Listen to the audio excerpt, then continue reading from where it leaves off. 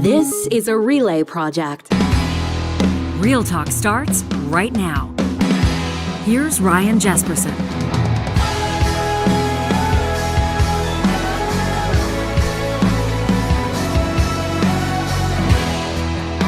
Well, it's an honor to welcome you to a very special episode of the Real Talk Roundtable. In just a second, I'm going to introduce you to three great Canadians who are all approaching Remembrance Day and the meaning of it personally to them and professionally from three very different angles. In so many ways as the Canadian population will approach Remembrance Day from many different perspectives on November 11th, some having served, some having known those, perhaps lost those who have served, and of course millions of Canadians who are grateful and who recognize the service and the sacrifice of Canadian men and women who have contributed in peacekeeping and combat roles throughout history. In just a moment, live from the Real Talk studio, Real Talk Roundtable, ahead of Remembrance Day. But first, I want to talk to you about the Juno Beach Centre. We've been mentioning it this week online at junobeach.org. You may remember a story just a short time ago when Canadians rallied behind the Juno Beach Centre to protect our soldiers' sacred ground in Normandy. It was a huge win at that time. Your voices saved that site from becoming, quite frankly, a condo complex. But now we're at the what's next moment. The Juno Beach Centre has an incredible opportunity to expand and preserve this land, but they need help. There's a time-sensitive opportunity right now to develop that site into a full interpretive park and an expanded museum area that'll keep this history alive for generations to come. And we're calling on Canadians to step up again to seize this opportunity. The Juno Beach Centre is looking to create an outdoor interpretive space that honors our veterans right on the beaches where they fought. Imagine a place where Canadians can walk and learn and feel the history that shaped Canada's identity. It's called Project Concordia, and it's not just about preserving the past, it's about creating a lasting, living memory. There's support from the French government and Normandy's tourism boards, but in order to make it a reality, we need Canadians to contribute. And so if you were part of that movement, Save Juno Beach, now's the time to pitch in. They've secured a development permit from the local council in Normandy, but as you know, political winds can shift, and the support that we have today might not be there for tomorrow. This is a moment for us to put our stamp on history, to honor the sacrifice of those that have come before us, the thousands who never made it home and who rest under French soil. Canada's story is on the line here. You can find out different ways to get involved, learn more about Project Concordia by visiting junobeach.org/donate. And also, if you live in the Metro Edmonton region or across Alberta, you may be familiar with the name Chris Labossiere. This is a wonderful friend of this show and a guy who has taken an incredible step, a big step towards supporting the Juno Beach Centre. He's inviting you to contact him directly. You can either do that on X or you can get in touch with the show to talk at ryanjespersen.com, and we'll be happy to put you in touch with Chris. He's on a mission to make sure that Canadians know the story, and he'll meet you wherever you are to talk about it. Let's do this together, Canada. You can get started today at junobeach.org. What an honor to welcome these three individuals to the Real Talk Roundtable here at the historic Mercer Warehouse. Feels like everybody knows the Honorable Laurie Hawn. He's a Canadian, Royal Canadian Air Force veteran who served for more than 30 years, rising to the rank of Lieutenant Colonel, serving as an additional 5 years as Honorary Colonel of 417 Combat Support Squadron. Of course, a three-term Member of Parliament as well, representing the riding of Edmonton Centre, which happens to be my riding. Laurie, and of course, someone who's taken community service to a whole other level. It's nice to welcome you back to the studio. Thanks, Ryan. Appreciate it. Good to be here. Yeah, you don't wear those medals too often, I imagine.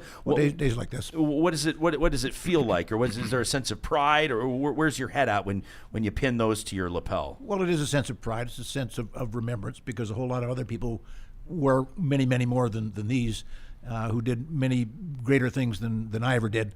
But it's just bringing it all together in one period. But it should be year round. But obviously, at this time of year particularly is when we all come together to say, you know what, we have to remember that, because it's about us. It's about us. It's about Canada, It's about remembering who we are yesterday, but who we want to be tomorrow. And that's the important part. Who do we want to be tomorrow? I love that. I love that. There's so much, and rightfully so, of a focus on looking back and remembering, but I love the idea of looking forward. We'll do that more in just a second. I want to find out how you first got involved with No Stone Left Alone, a remarkable organization.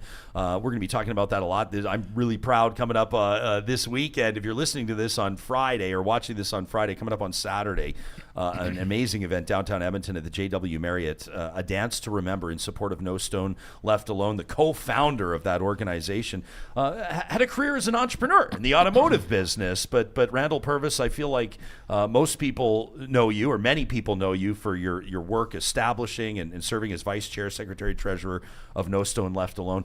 I'm pretty sure, you and I have spoken through the years, but I'm pretty sure this is your Real Talk debut.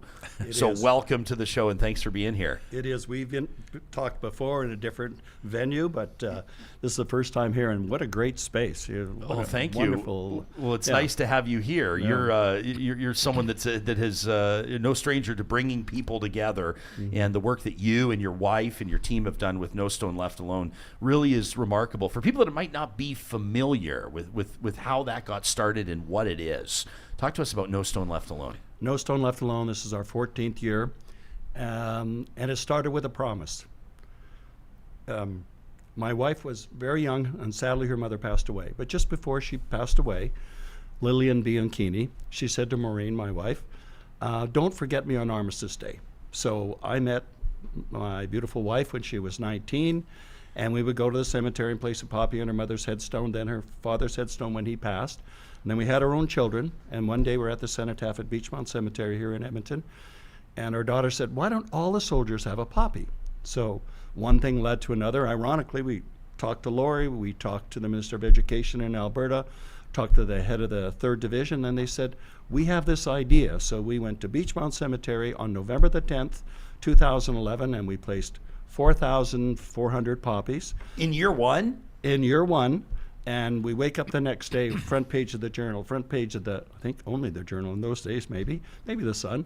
And then Huffington Post, coast to coast, we had recognition, and then we knew we had something. Wow, amazing. Do you know off the top of your head how many poppies will be placed this Remembrance Day in 2024? This Remembrance season, we call it, because it's all over. We're in the Netherlands, we're in France, we're in Krakow, Poland. We did on Monday. It'll be 111,000 or so poppies with 11,000 students in 300 locations. That is absolutely remarkable. Rounding out our roundtable is someone that's been a good friend, and quite frankly, Jenn Roggeveen, you and I have worked together many, many times. You had a career as an event planner, as one of the best for about 20 years, but you transitioned, and you've been doing some amazing work now with the Sally Horse, the South Alberta Light Horse Regimental Association, as well as No Stone Left Alone. Welcome to Real Talk. How did that transition manifest itself in your professional career? I think things just happen, as they always have for me. And through the event business, you meet people. I had kids, things change, and then when I went back to work in a more full-time capacity, I hooked up with the South Alberta Light Horse, and kind of got introduced to a whole new world that I wasn't familiar with before. I'm not a military kid. I don't really have military people in my family. And so it's a not-for-profit, which I'm familiar with, but the whole military aspect of it was new to me. And through that, I've come into contact with Randall and Maureen through the Sally Horse, and now with No Stone. So just opened up, I guess, I'm learning stuff. I'm learning stuff when I'm 50. Yeah, but that's in the context of remembrance, and in the context of remembering Canadians that have fought and in many circumstances sustained injuries or been killed. We're talking World War I, World War II. We're talking about Korea and obviously Afghanistan, and the list goes on and on and on. 50's young.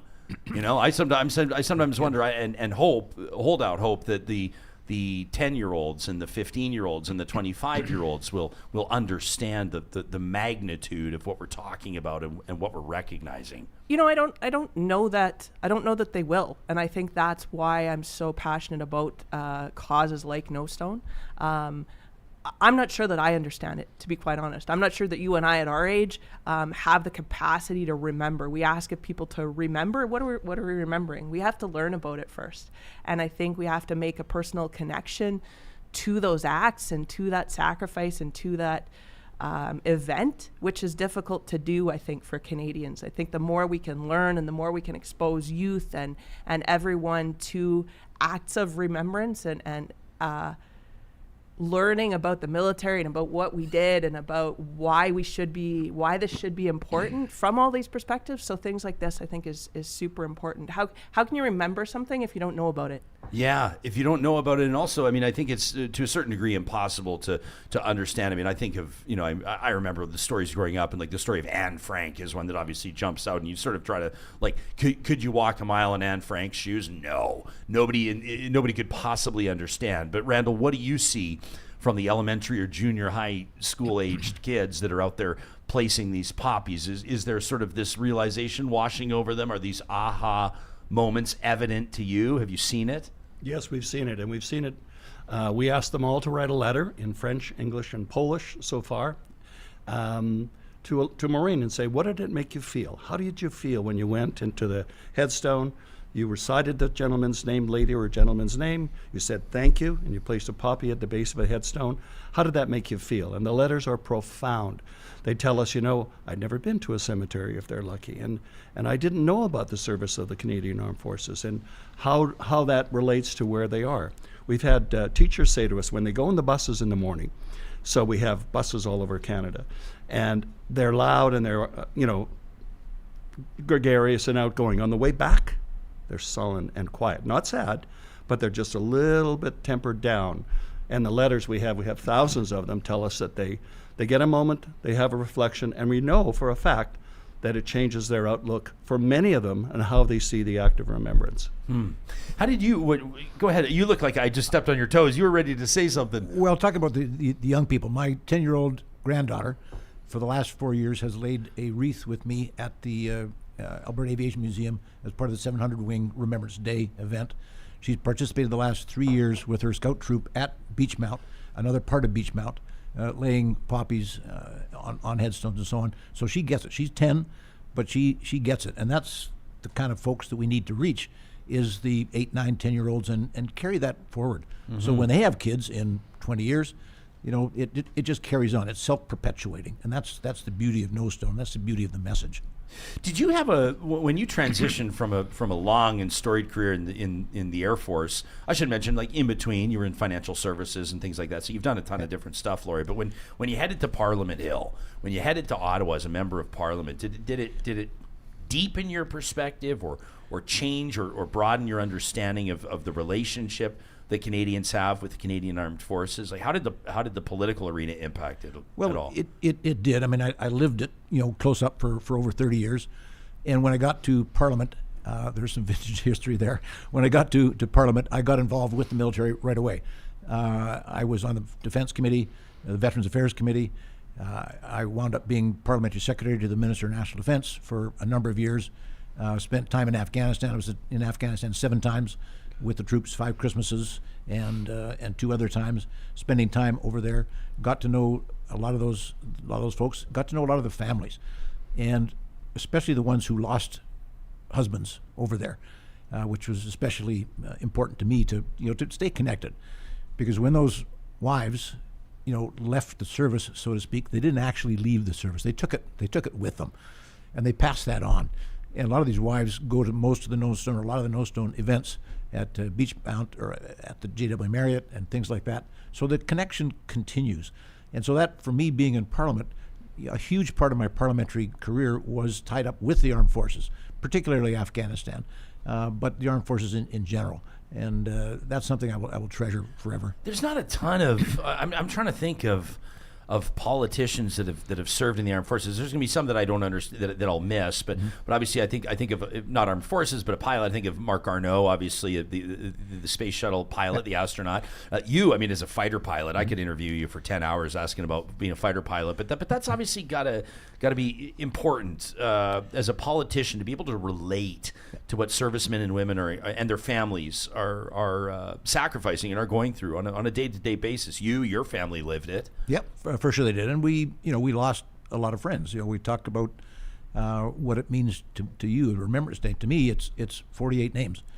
I lost 48 friends during the Cold War who died flying airplanes. 48. It's it piles up. You go back and say, gee, I remember this guy. My best friend going through pilot training. My son's godfather was killed. A young pilot on my squadron when I was commanding officer was killed, and that hurts when it's one of your own, especially when it's one of your own troops, so to speak, doing that. And there aren't that many of us in Ottawa. I think I'm the only fighter pilot who's an MP. Yeah. I might be wrong there. I can't think of another one. Oh, actually, Jack Fraser. That's not true. Jack Fraser was a Reform MP, and I know Jack well. And there's a number of others military who there, Marc Garneau being one, and there was a number of others. And Mark and I got along. We were on different teams, so to speak, but we got along because we shared a common bond of remembrance of the ethos, the things that the military ingrains in you forever, and you can't get rid of that, which is a good thing. I don't want to get rid of it. No way.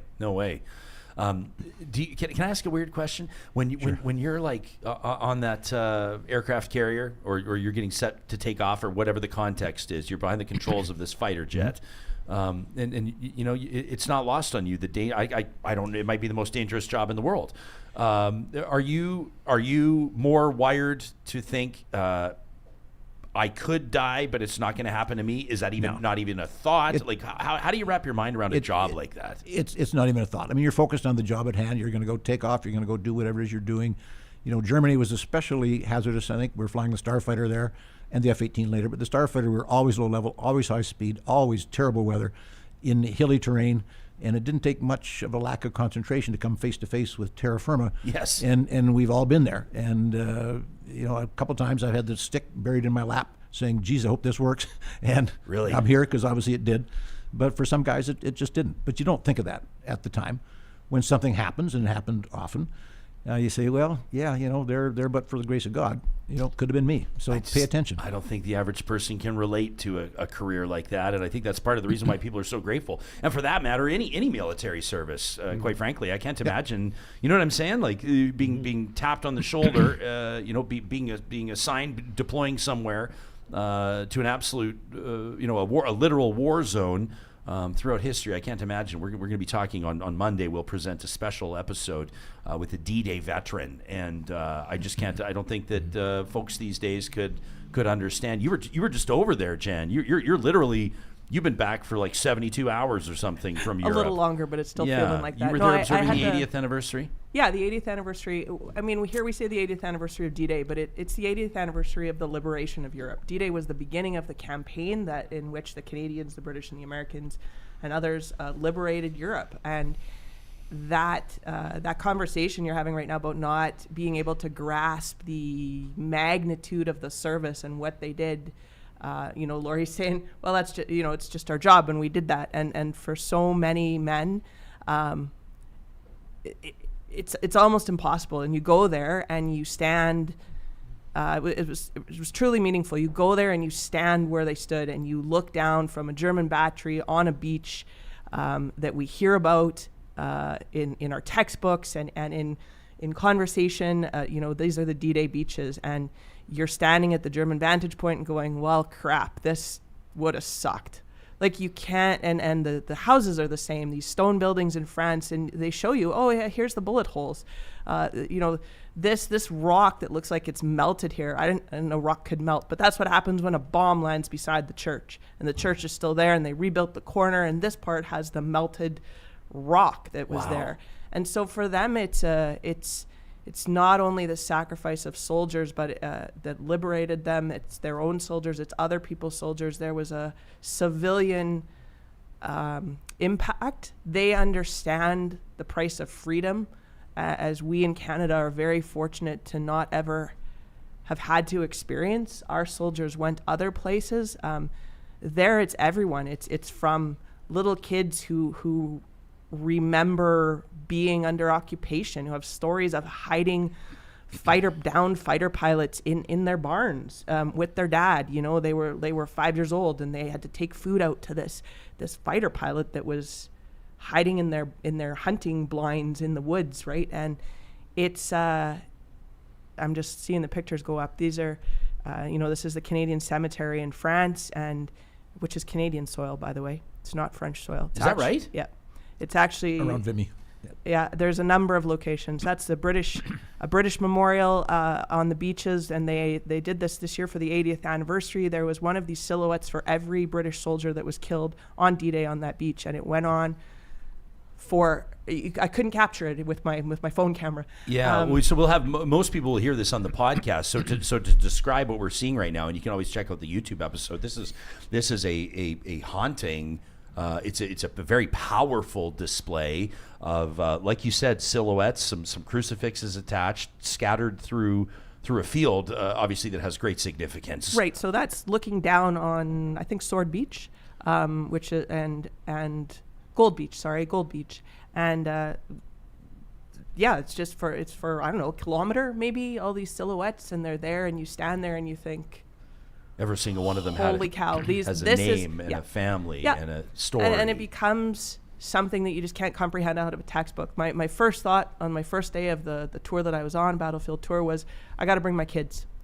I wish I could bring my kids and every single one of their friends. I wish I could bring all my friends to stand there and understand what our soldiers did, what these people experience, what freedom means, what service means, and outside, I think Laurie made a really neat point, which is saying, he's on the different side of the political spectrum, maybe from some people, but this isn't political. No, this is not at all. And it shouldn't be. Conversations about remembrance, about service, about our military, about their importance are completely outside of that. And I would bet Laurie and mine's politics probably don't agree, but on that we can. You guys want to hash it out here on the show? No, too late.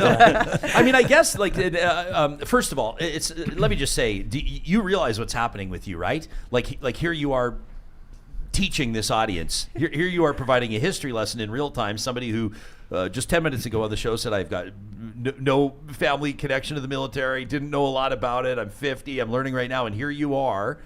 Explaining the significance of specific geographical regions to us, and I mean that's like Randall's got a smile just smeared across his face right now. This is a big part of what No Stone Left Alone is endeavoring to do. It's kind of, I don't want to say the whole point of Remembrance Day, but it's a big part of it. It's connection. Well, and it's yeah, I do have a smile, but I'm also very thoughtful. We were at Tynecott Cemetery in the Netherlands last year. 50,000 names, headstones, and 18,000 that were not found. You think of the magnitude of the service and the sacrifice they had. And then when I was listening to Jenn, what got me really semi-emotional is that we don't understand as Canadians how we are appreciated when we're over there. Laurie knows, Jenn knows, my pretty wife Maureen knows. We have a lot of respect on the world stage because of our service and our commitment to the Allied forces. Unbelievable. It's. I did the march at Nijmegen 3 years, 9, 10, 11, and if you are Canadian in the Netherlands, you're cool. If you are Canadian military in the Netherlands, you are a god. And the reception we got during the Nijmegen marches, which is the biggest marching event in the world, was spectacular. In the last 5 kilometers, there's 1 million people in that 5 kilometers, and we're marching as a group of 200 Canadians, and there's Germans and others marching as well. But they're pressing in on you. They're showering you with gladiolas.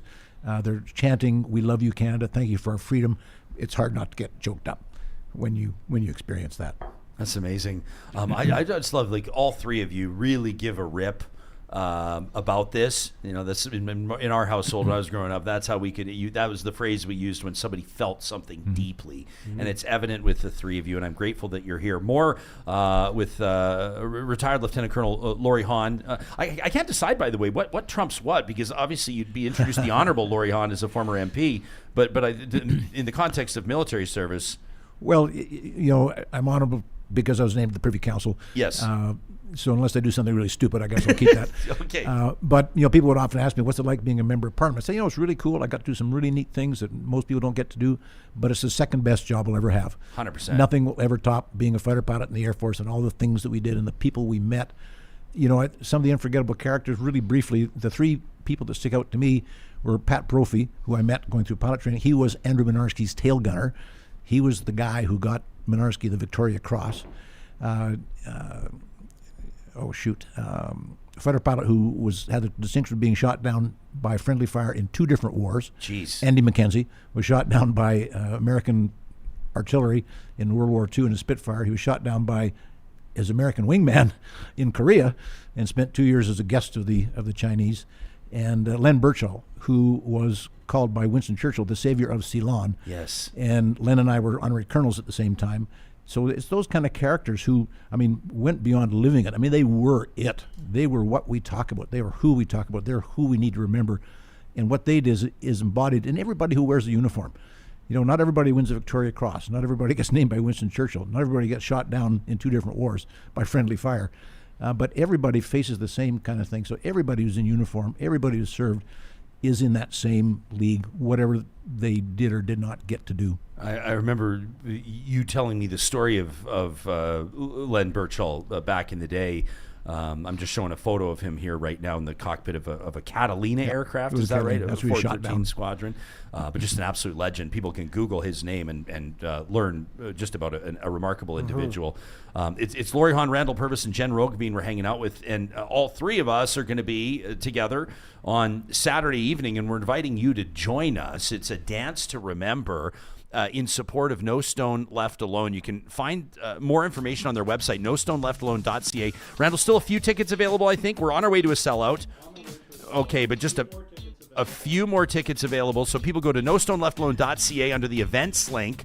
You'll find A Dance to Remember. It's Saturday, November 9th, an unforgettable night of elegance, entertainment, and tribute to our Canadian veterans. I'm so proud to be hosting it as we honor, educate, and remember. With a lineup of exciting entertainment as well. We're going to have a lot of fun. Whether you're purchasing a ticket for yourself, reserving a table with friends, or even sponsoring a soldier to attend, your participation supports our mission. They'll be featuring signature cocktails, lavish dining, an exciting live auction, and inspiring messages. There will be a powerful toast to the fallen. And of course, we'll conclude with A Dance to Remember. Renowned artist Giselle Denis will be there painting live music from Oil City Sound Machine. Plus, we'll be able to watch the Edmonton Police Service Pipe and Drums Band in action. You can get your tickets today, again, under the events link at nostoneleftalone.ca. This has been a big and exciting week for us here at Real Talk as we have introduced and officially launched our partnership with UCAN Youth Services. They're doing amazing work for at-risk young people aged 18 to 25 across the province of Alberta, empowering these young folks so they have the knowledge, support, and skills to remove themselves from at-risk lifestyles and step into a path of economic independence. The model is working, and we can't wait over the next months to tell you exactly what they're doing, how they're doing it, and how you can be a part of it. If you're an employer with entry-level positions available, that's one way. They're also always looking for donations. They've got comedy nights. Real Talk's really proud to be getting involved with UCAN Youth Services. You can find them online and learn more at ucan.ca. If you are a trained electrician, you're an experienced solar installer, you're the best salesperson in your entire friend group, or you've mastered office management, Kubi Renewable Energy wants to hear from you. They're hiring right now for all 4 of their locations. Doesn't matter that we are on the precipice of the winter season. They're always hiring up because their team's growing faster than any other solar installer in Western Canada. You can check out the careers link online at kubienergy.ca. That's also where you can find the link to get a free quote, whether it's home, like residential solar, industrial, agricultural, commercial, you name it. Kubi does it better and cleaner than anybody else. Again, that's kubienergy.ca. And our friends at Friesen Brothers want to remind you about the asset they have that nobody else does, and that is the best butchers in the business. Next week, I'm going to be showing you a few photos of a personal experience I had just yesterday. But if you want, oh, Johnny, I should have known you'd have it ready. Look at this bad boy. Ladies and gentlemen, that is a 4.9 kilogram prime rib. Look at that hunk. Unbelievable stuff. We were lucky enough to have the Friesen Brothers Butchers help us out. They made it nice and easy for me to be able to carve that in front of our guests. Look at the finished product. Are you kidding me? Short ribs on the side, horseradish, beautiful veggies, all found at Friesen Brothers. I stopped for the sourdough sandwich too, Johnny. I couldn't help myself. Made to order. They've got that Mountain Park ham. I went with the Gouda cheese. Nobody does it like Friesen Brothers. Alberta grown, Alberta owned in 17 different communities. Find them online at friesen.com. I just want to let people know that last year we had Laurie on here, and he told the whole story of Len Burchell. That's a highlight. If you want to go to our YouTube and hear the whole story in its full detail, the Savior of Ceylon, go to Real Talk RJ. Great poll. Check it out, yeah. You deserve credit, Johnny. I don't know if you get enough of it, but our YouTube channel has leveled up so much in the past year. So not only do you have the full episodes like this one, but we've got shorts and highlights and links to all kinds of content, so you can be able to share this with your friends, including this episode ahead of Remembrance Day, as we're joined by Randall Purvis and Jenn Roggeveen with No Stone Left Alone, a retired fighter pilot and a member of Parliament, Laurie Hawn. I didn't mean to, this is kind of cruel to be showing off photos of prime rib when we don't have it in studio. I didn't mean to, I don't know. So you're just back from Europe and you travel through, Normandy and you travel to the Netherlands and you get back, and then now this is going to be your first Remembrance Day following that trip. How would you say your attitude or your approach to Remembrance Day will have changed or evolved as a result of your trip to Europe, Jenn? Yeah, that's a thoughtful question. I think certainly myself, but I think I can speak for many people where it really is Remembrance Day. And, if on that one day we remember to wear the poppy and maybe we go to a ceremony or we watch the national service on TV, and we take part and we do our thing, but it's just for a day. And I have participated in, I think, probably around 20 services this year. This year? Yeah, I was in France for 10 days in August. I was just in the Netherlands for a week. I was with a regimental battlefield tour, but part of our process and part of what we do personally is go to some cemeteries and do our own little ceremonies, but also in the communities that we were in who are having their own ceremonies and celebrations, and for the liberation, the 8th anniversary of liberation, and for those dates, everywhere has a ceremony, and they sing O Canada, and we, play the last post, and it's something that we do here once a year, and it's become really clear to me that that's not enough. That there's somewhere every day someone is remembering that day that something significant happened. On August 24th in Montarmel, France, was the day that the Falaise Gap closed, and for those people there in those towns, that was the day the war ended. That was the day they were liberated. And so that day, it's just a day. It's my parents' anniversary here. But for them, it's the day. And that happens in every little town between the D-Day beaches and Berlin. For those months and months that took, every day was something significant to somewhere, to some person, to some family. One of those poppies that, a kid is laying on a headstone, there's a date there where that person died. That's a special day. This isn't a one day a year activity. And I think Remembrance Day will be more important for me because of that, because it isn't just that day. It's just one day to think about it, but we got to keep it more top of mind, I think. There's a really interesting, first of all, I want to shout out our Real Talkers that are in the live chat right now on YouTube, and I want to get to more of their comments, but Sylvia says, we should be thankful that for 2 generations, and you can maybe even argue 3, there have been no world wars. However, she says, I'm afraid that people are forgetting the principles and the sacrifice of our elders that allow us to live as we do. That from Sylvia, Randall. That's Well the said. type of person, I think, that's going to truly understand the value and the mandate that you have with No Stone Left Alone. Well, and that's it. And we hope that we're, getting the next generation to appreciate the freedom and the lifestyle we have in Canada and how we got that. That wasn't free. That was thousands and thousands of lives were taken because they wanted to honor our commitment to having a free and democratic society. For educators, for parents, for caregivers, there are so many resources on the website, nostoneleftalone.ca. We'll link to it in the show notes. But really neat opportunity, resources for educators, for example, that could teach class lessons based off, I almost want to call it curriculum that Well, you it's posted true. here. Are you even a little surprised that this has become what it has? I mean, this started within your own family, placing poppies on gravestones, and now here you are educating the next generation, providing those resources. And what happens if it's a good thing and it's natural? If you have a teacher that takes a no stone class to a cemetery the first year, it's like an annuity. They want to do it the next year. They want to do it even if they change schools. They take it with them. I've now moved to a different school, and I want to honor the closest cemetery to me is here. I mean, we have it from coast to coast to coast. New Brunswick to Vancouver Island, all over Canada. There's 100 locations in Alberta alone that we have a teacher taking a student or a class out to a cemetery. It's really moving, and we're really, really proud of that. But the whole mission is to have the next generation appreciate the freedoms and the gifts we have in Canada and honor the service of the Canadian Armed Forces.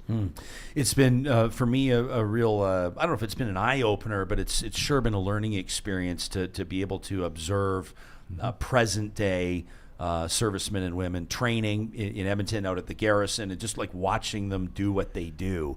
And I think that we see from time to time, when we see military personnel in action, so to speak, here, it's like the what would you call it, kind of the caravans on the highways where you see all the military vehicles, and even as I don't care how old I am, I'm always just going to be in awe of that. In case of natural disaster, we see wildfires and stuff like that, but there also is great unrest in the world. Well, there is, and in fact, 408 Squadron from here in Edmonton, some of them are there already, but they're en route to Latvia to be part of the force there, the multinational force that is designed to be a tripwire against Russian aggression in that part of the world. And, you can bet that Vladimir Putin is looking at that. He's probably got plans. And we have people right from Edmonton who are training right now to go to Latvia. We've got a bunch of them in Latvia right now. And those are the folks who are on the no kidding front line. Yeah. And there's no shots being fired yet, and we hope to God that there aren't any. But that's why they're there, to be there just in case. And their commitment is 100%. It's you make a 100% commit with your body that I will do whatever I need to do to protect the guy next to me, to protect my country, to protect freedom and democracy around the world. And that sounds corny, but it isn't corny to the people who are there. It's not corny to the families who are back here with their loved ones over there in harm's way. So it is extremely real, and we can't forget that. I think anybody that would feel like it sounds corny or it would strike as corny is somebody that's just living such a charmed and safe life, and that would describe many of us that really, like you said, but by the grace of God, have not gone there, have not been forced to recognize the value or the life-saving nature of a military. And that's the blessing of being Canadian and living in Canada, but it's also a detriment that you don't appreciate what it takes, what it took, and what it takes today, what it might take tomorrow to keep that, because we've never been directly threatened, and that's terrific. But the reason we've never been directly threatened is because we have hundreds of thousands of people who have served elsewhere outside of Canada to stop it from coming here, and people need to remember that and appreciate that. When you see a soldier, thank him or her, because they are what's keeping you safe. For a lot of Canadians, I think that we see the headlines and people's lives are busy, and we don't so we only have kind of like a shallow understanding of what's happening, and there are politics involved and there's funding involved. And I think of like fighter jet procurement. That's one example. I think of recruitment and retention efforts on behalf of the Canadian military, including reservists. I know they've really been pushing for reservists in recent years. What's your assessment? I'm not asking about the quality of the training that the men and women are receiving or participating in. I'm asking about like funding and resources and equipment and infrastructure. Is Canada ready right now for what it needs to be ready for in your mind? In a word, no. We are behind. we have been falling behind with both types of governments. We've been falling behind for years. Afghanistan was as it turns out, a bit of a blip. We did some great things in Afghanistan. We did some great things with supplying the military with the tools they needed to do that.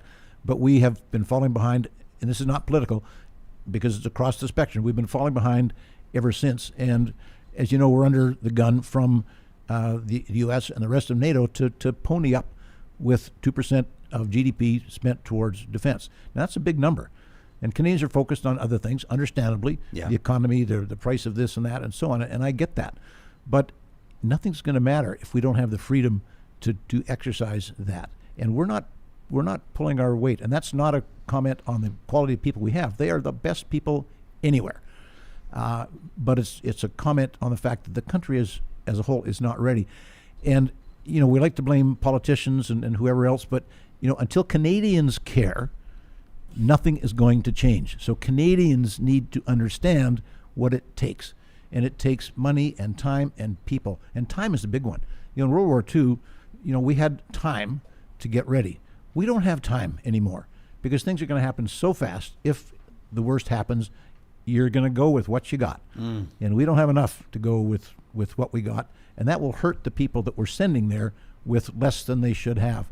And so Canadians need to care about the future. We care about the past. We remember the folks, and that's terrific. But we need to remember about the future, too, and what it's going to take to, frankly, survive that future. Donald Trump will be the 47th president of the United States after winning that election. I know a lot of people are going, well, what are going to be the implications for NATO? But let me ask whether it was Donald Trump or another American president. Canada has made that commitment, correct? Like Canada, correct me if I'm wrong, like Canada is not living up to a commitment it made, correct? He's just pointing it out? We have committed to spend 2% GDP for years, and we've never done it. And so that's on us, isn't it? Absolutely. The powers that be have said, we are never going to get there. And that's the wrong message to everybody, especially Canadians. Well, I want to go on record, Ryan, and you're recording this, that Laurie and I maybe sort of quasi-politically are agreeing on something, but I couldn't agree more with everything Laurie just said. I think that despite your political affiliation or what you think, that what politicians care about is what people care about. Yep. And so if people care and people say this is important and Canadians say this is important, and that comes from the things like that No Stone's doing, because I know how we started recycling in my house was because my kids came home from school and said, you can't throw that out. You can't do that. And so that's where the change comes. Yeah. And so a kid that goes to the cemetery and puts a poppy and then says, I met a soldier. This is what that soldier does. Mom, why don't we know about soldiers? What do you know about soldiers? Why don't we have better soldiers? That's where that conversation comes. We have to do better in Canada. We have to pay more attention.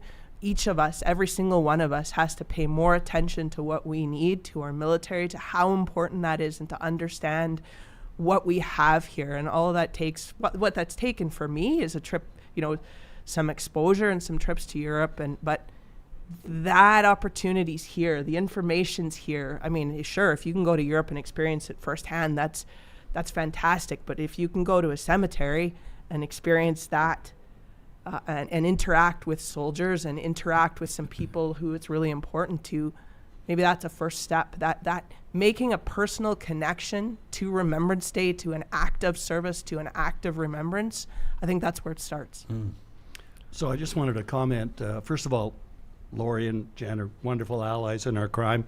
Laurie's on our board. Jenn is a new partner in crime, and we love our association. But one of my experiences after being in the business, when I see the training and the levels of commitment of the training of the Canadian Armed Forces, even without all the tools that we're hearing about, these people are committed.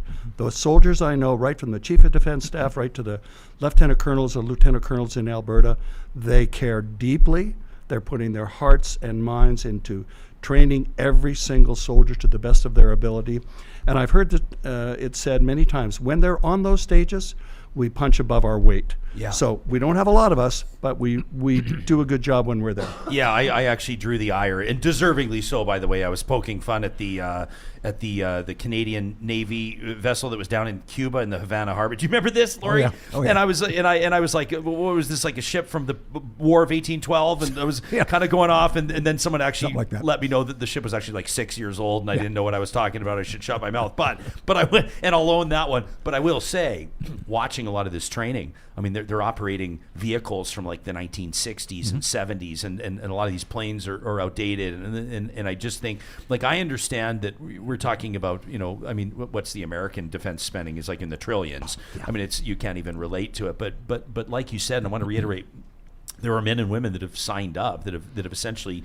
It's a calling. It's, I mean, the military is a career choice, but it's more than that. It's a calling, and they're doing so without proper resources. And I can't imagine being. And I'm a civilian. I'm not an expert, but I know what I see, and I know that it's never. I've always seen incredible attitudes and commitment from these men and women. But I look at some of the gear, and I just go, this is almost unacceptable. Well, and prime example is the CF-18. I was the first Canadian checked out in the CF-18 when we got them in Cold Lake. But that was 42 years ago. Yeah. Last month. And, it's a great airplane. Was a great airplane. We did lots of good work with it in various combat roles and so on. But it is hopelessly outdated today. We're finally buying the F-35, and I was part of that process from the political side. But we're years and years away. As an example, and the people we have are terrific. We're supposed to have about 150 fighter pilots in the Canadian Air Force. We've got about 44. Jeez. So it's tough to imagine, implementing something like the F-35 with no people. And it's not just the Air Force; it's the Army and the Navy. We're in the same boat. We've got ships with no sailors. What do you think it is? Is it a failure of recruitment? Is it Yes. that today's youth aren't particularly interested? Yes. Yeah. Yes, and that goes back to Canadians have to care. We sit on our laurels about punching above our weight and all that kind of stuff, and we do individually. We do all the time. But collectively, we don't, because there's just not enough of us. You can have all the great, best ships and tanks and fighters in the world. Unless you have people there operating them and supporting them, you can't get the job done. And that's where we're short, is people more than anything else. Let me jump into the YouTube live chat here. Ben Demon Hunter says, when we moved to Red Deer in 2022, our pastor's entire family, including his wife's family, all Dutch, says his father, as a young boy, 10 years old, remembers when the Luftwaffe was flying overhead in 1941. What a vivid memory. Unbelievable. Many people in the chat talking about Canada's commitment, 2% to NATO of GDP. LT in here says, respect to our veterans. Thank you for your service and risking your lives fighting for our freedoms. Many talking about how, Vamp Fashion says Canada should spend closer to 5% of GDP on defense spending. I don't think that's ever happening. But I mean, the budget is pulled from all angles and all ends, right? And Canadians we approach military spending very differently than the Americans. Well, and as Jen said, Canadians are focused on things that affect them day to day, and that's totally understandable. And they don't see the bigger picture of what's going on in the world, whether it's Russia or China or the Middle East or Ukraine.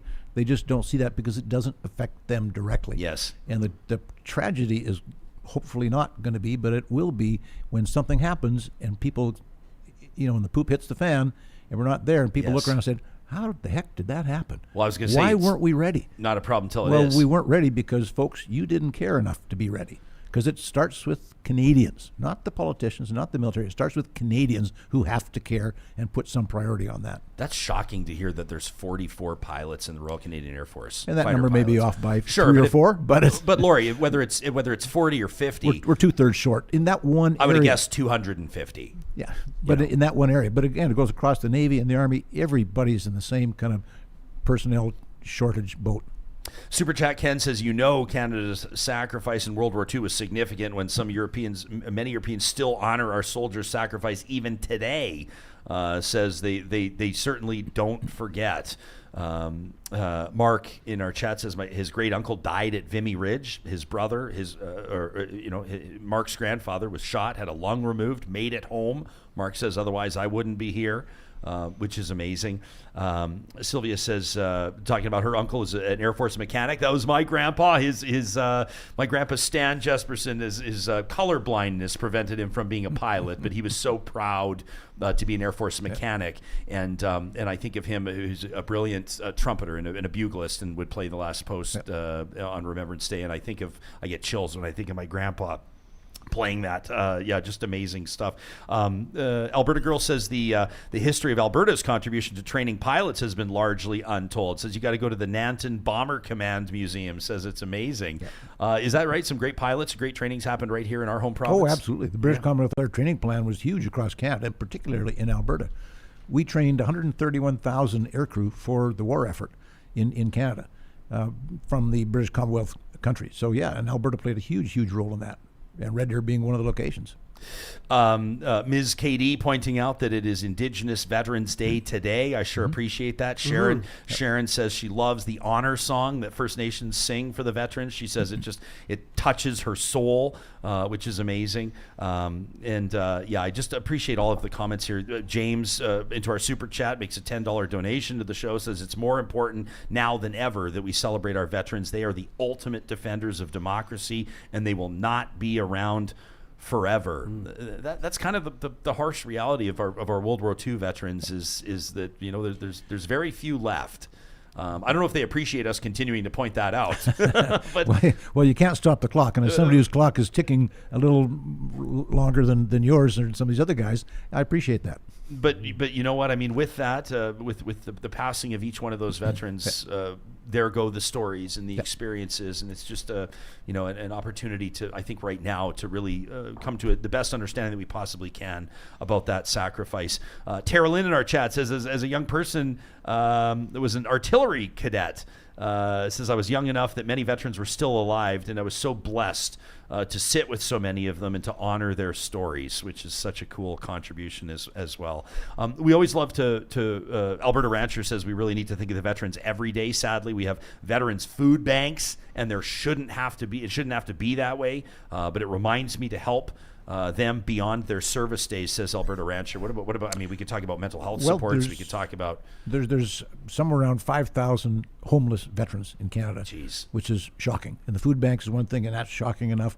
But 5,000 veterans who don't have a place to sleep across Canada. And, there's a number of organizations that are trying to address that, and they need serious support from governments, but from Canadians as well. And that's where fundraising things for food banks and whatever are so important. Canadians have to be part of this process. But when I think of 5,000 veterans who can't find a place to sleep at night tonight, that is shocking to me, and should be to every Canadian. I wanted to just jump in there because I had this moment of clarity, and it ought not to have happened. But when I started working with a military regiment, we think of veterans as senior citizens. That's how we were brought up. We think of World War I, World War II, past veterans. And I've met, I have a friend whose husband, she's slightly younger than me, whose husband was killed in Afghanistan. And so there are veterans that are our age. There are veterans that are younger than Ryan and I, not younger than Laurie, not younger than World War II veterans. There are still veterans, and we obviously there are, but that hadn't sunk in for me, and that only sunk in recently. And again, it's just a connection. It's making a connection to something that's going on, and then it becomes personal. And like Laurie's talking about, and like Randall's talking about, that's how it starts, and then. As Randall attests, then it spreads, right? This movement, this thought, it spreads to one person, another, and then hopefully policy follows it and money follows it. I think that's where that happens. But every single person listening right now could do one thing, could tell one friend, could go to a Remembrance Day ceremony, could look up their great uncle's service, could just do one thing and connect to this thought in some way that works for you. We have 40 million people, plus or minus, who could make a difference. And if half of them make a difference, it'll be huge. And so that's the hope for the future. It is within our control to make this better. It's not going to happen overnight, but we need to start today or yesterday. But every Canadian, get out there and do something. And that's the hope for the future. Beautifully said. I do want to recognize on November 8th, as Canadians pay tribute to the First Nations, Métis, and Inuit peoples that have served Canada in times of war and peace.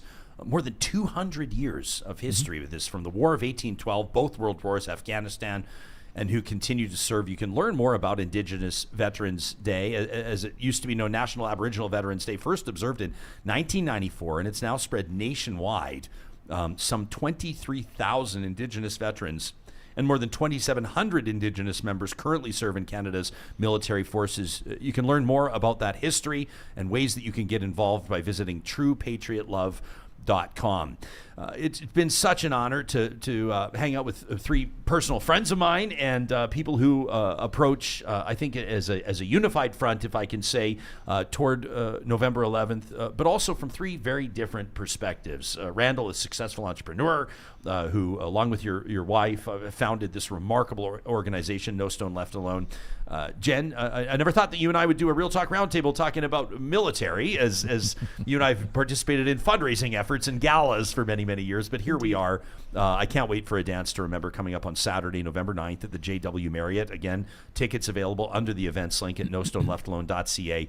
And retired Lieutenant Colonel and former Member of Parliament, my MP, Laurie Hawn, thanks for being here to the three of you. We appreciate you. You bet.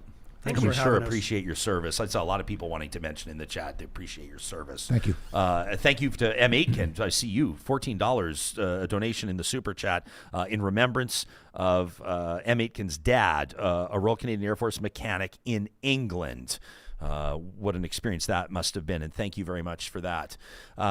You can learn more again by visiting nostoneleftalone.ca, and you can send us your thoughts anytime to talk at ryanjespersen.com. That's where you can send us an email directly, and we hope to see you in black tie at what promises to be a wonderfully elegant and meaningful event. Again, that's A Dance to Remember, the JW Marriott, downtown Edmonton, coming up on Saturday, November 9th. Get your tickets at nostoneleftalone.ca. This conversation made possible by our friends at Complete Care Restoration. You can find them online at completecarerestoration.ca. They're in the business and have been for more than a quarter century, restoring properties and rebuilding peace of mind.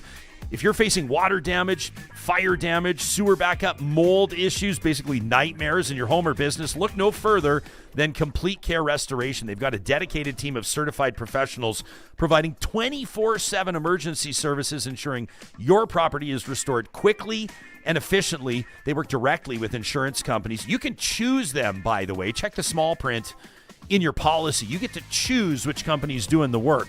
They'll simplify the claims process for you so you can focus on what matters most. That's getting your life, your business, your home back on track at completecarerestoration.ca.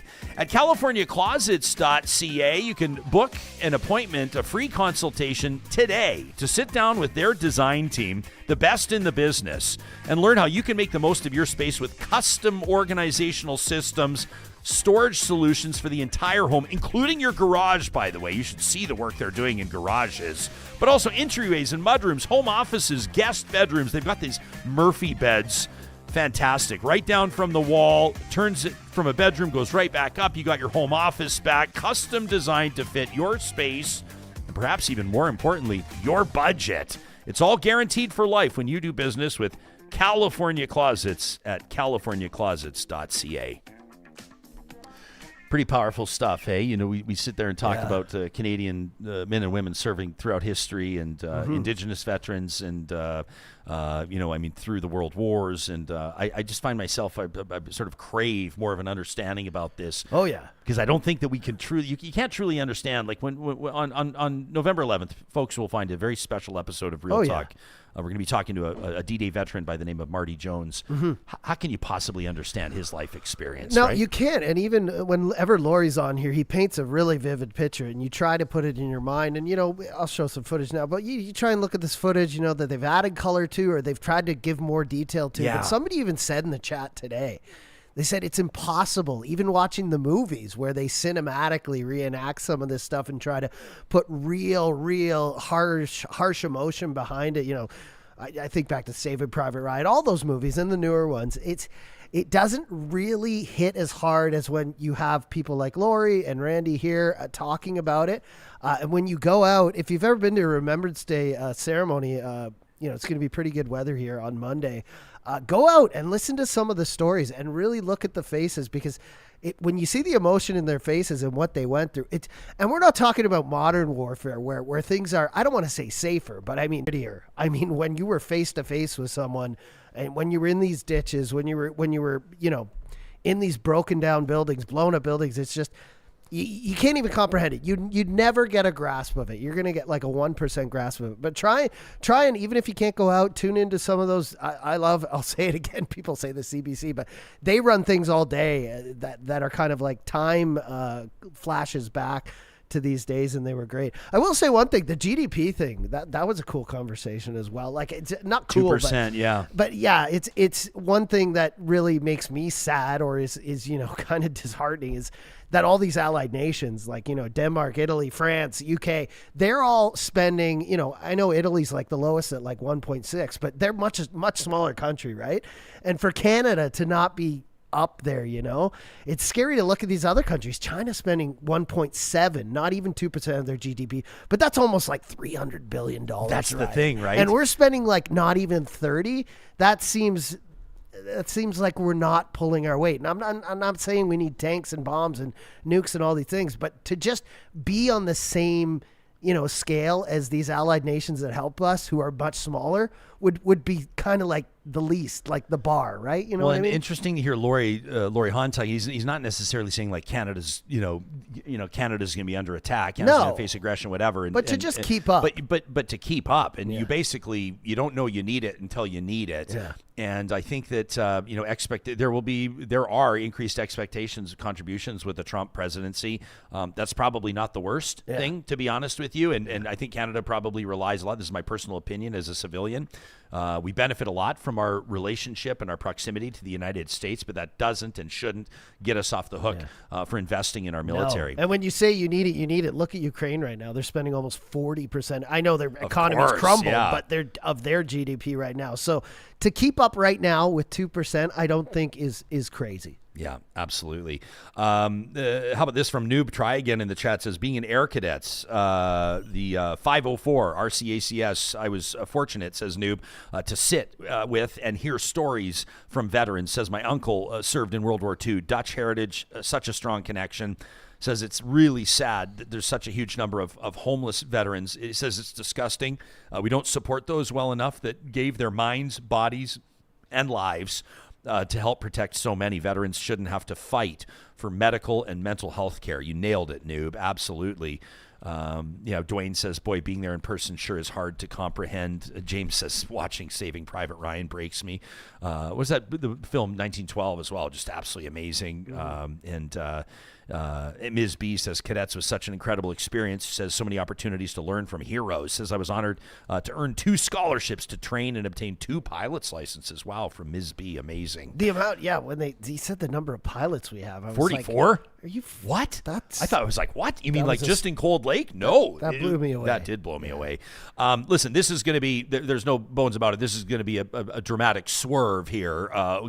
There's a tradition as we wrap every single week. That's nothing to do with Remembrance Day, everything to do with the recent presidential election. But as we wrap up our podcast and YouTube broadcast week, every week, courtesy of our friends at the Dairy Queens in Northwest Edmonton and Sherwood Park, we roll out the red carpet for you. We invite you to bring the heat. We want your hottest takes.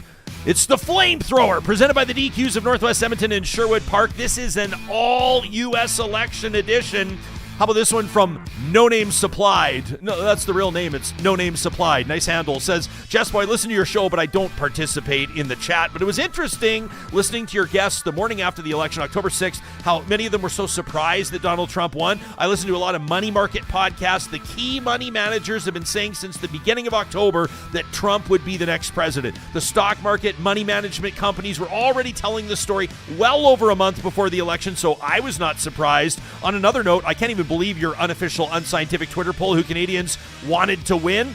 Kamala is very intelligent, but to me, she never came across in her presentations as a true leader. There was too much like laughing into the microphone. In order to be the next POTUS, in my opinion, the right person won this go-round. That from No Name Supplied. What about this one from Rob from Sherwood Park, who says, I did not see this result coming.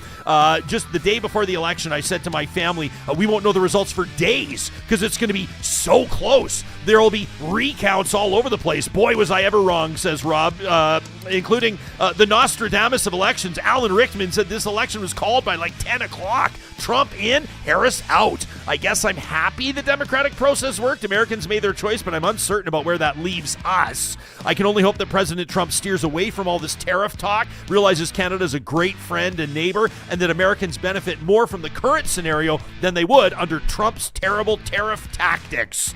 Rob from Sherwood Park says, thanks for the vine. Thank you, Rob. What about this one from Earl, who says Donald Trump's recent electoral victory represents a triumph of common people over their political elites. Trump received his highest percentage of support from non-college educated men and women, in other words, the working class. By contrast, Kamala Harris received the majority of support from college educated men and women. There's a clear class difference between the support received by each candidate. That from Earl. This one from Ron. He says, I really need to get this off my chest and into the void. I hate Donald Trump. Like, I really don't like him. I hate that he's about to become president again. There will be a million takes on why or how Kamala Harris lost, when she lost. But when these sorts of things happen, you're going to see people saying things like, I'm honestly convinced much of this country is not much smarter than livestock. Instead of paying attention to why they feel disillusioned. That kind of a take is a big reason why some people are so fed up with the holier-than-thou attitudes that so many high-ranking Democrats and the Democratic donor class has. Yeah, it's true that the economy's good, but who exactly is it good for? Executives insulated from the struggles of everyday working class people? Bernie Sanders was right when he said that today's Democratic Party has abandoned the working class, because it has. The electorate is not stupid. They're rightfully angry. And in Canada, we're about to send the same message to the Liberals when Pierre Poilievre wins. Ron says, obviously I'm not American, but if I was, I'd vote for the Democratic ticket simply because I can't stand Donald Trump. Now that I think about it, that's another reason why Harris lost. I'm not Biden, and Trump is a horror show. You know what? Calling the electorate stupid for voting for Trump is a big reason why the Democratic Party is in its current form. They may never win another fucking election. That from Ron. And how about this one from Pilot One, who says, I've got a summary of your November 6th show. Now, I got to show this. This is way too long for me to read the whole thing, Pilot, so unfortunately, I got to do a little bit of editing, okay? But first, Trump wins in a landslide. Why? Well, I don't know. People don't want migrants flooding into their communities. People want to know what's going on in schools and what's happening to their children. People want girls' sports to be girls' sports, not some guy claiming he's a woman changing in their change rooms. People want to be able to afford food. People want to feel safe, and under Joe Biden, they didn't. 16 million fewer votes for the Democrats, and Trump stayed the same. Amazing. What happened to those 16 million? Were they not harvested? Did the dead change their vote? Or maybe the Republican team of poll watchers changed something? You decide. Pilot One says, tariff panic, we lived, and we did so well last time Trump was in power, and we will again. The U.S. stock market exploded on November 6th, so if American businesses boom, so will we, due to where most our products go. As far as Canada goes, says Pilot One, we'll be fine. Once we get a strong, capable leader and a strong team to negotiate fair trade deals, we'll be fine. Trump is tough, but he's sensible to what I will work best for his country and his strongest ally. Hell, even Justin's team made deals, so it can't be that tough. So to all you doom and gloom people in the chat, just put your soother in and curl up in a tight ball on the couch, and this too shall pass. When Trump was in power last time, did the Trump boogeyman come after you? No. If you think he's coming now, please speak out, because we'll get some supports over to you immediately. Oh, and one other thing, says Pilot One in closing. Just remember, just because somebody doesn't have a college degree, it doesn't mean they're stupid. How many doctors can drive truck, or operate an air seeder, or fly a plane? Everybody has different things they aspire to, and that is what makes our people and country a great place to live and work. Pilot One, that's where we can agree. These are all real emails to talk@RyanJespersen.com. The Flamethrower is presented weekly by the DQs in Palisades, Nemeo, Newcastle, Westmount, and in Sherwood Park on Baseline Road. When you go in and grab a Flamethrower off that signature stack burger menu, you make sure you let them know Real Talk sent you. We'll be back Monday, November 11th with a very special episode of Real Talk featuring D-Day veteran Marty Jones. We hope you'll join us then, lest we forget.